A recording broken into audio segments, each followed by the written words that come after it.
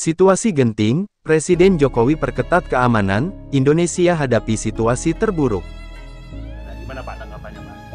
Ya, kita hormati kewenangan dan keputusan dari masing-masing lembaga negara.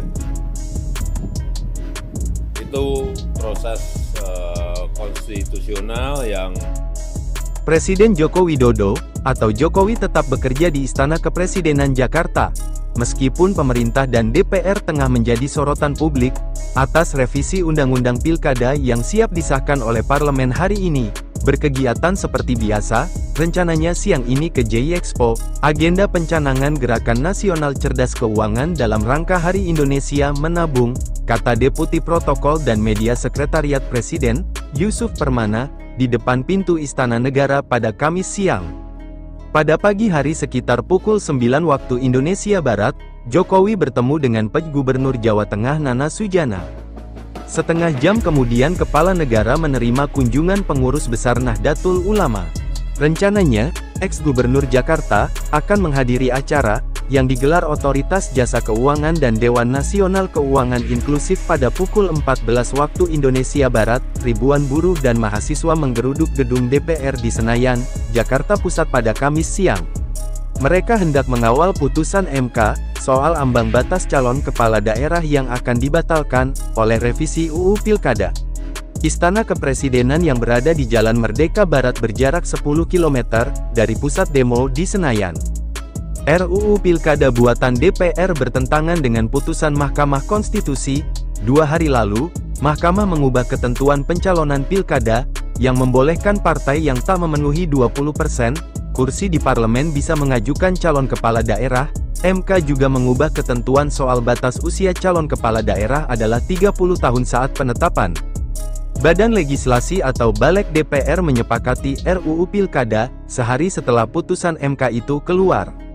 DPR akan mengesahkan rancangan yang mengatur perubahan keempat UU Pilkada itu dalam rapat paripurna pada tanggal 22 Agustus tahun 2024.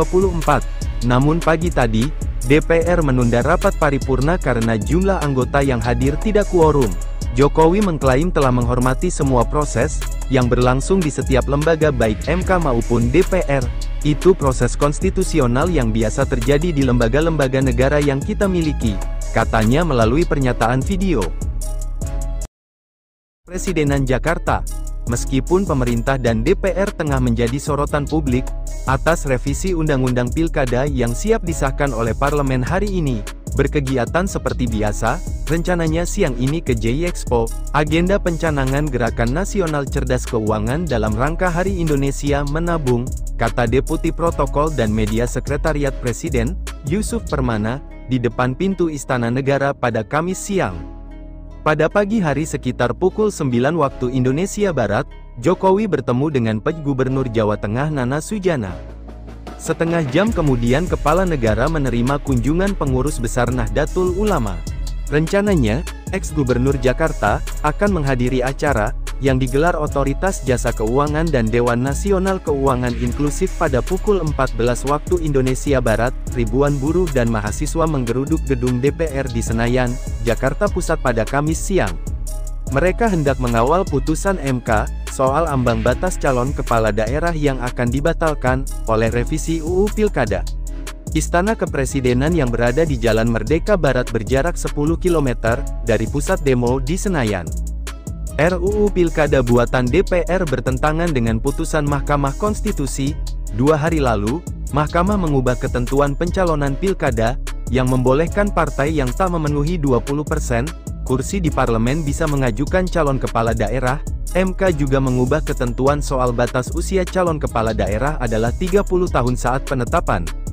Badan Legislasi atau Balek DPR menyepakati RUU Pilkada, sehari setelah putusan MK itu keluar. DPR akan mengesahkan rancangan yang mengatur perubahan keempat UU Pilkada itu dalam rapat paripurna pada tanggal 22 Agustus tahun 2024. Namun pagi tadi, DPR menunda rapat paripurna karena jumlah anggota yang hadir tidak kuorum. Jokowi mengklaim telah menghormati semua proses yang berlangsung di setiap lembaga baik MK maupun DPR. Itu proses konstitusional yang biasa terjadi di lembaga-lembaga negara yang kita miliki, katanya melalui pernyataan video.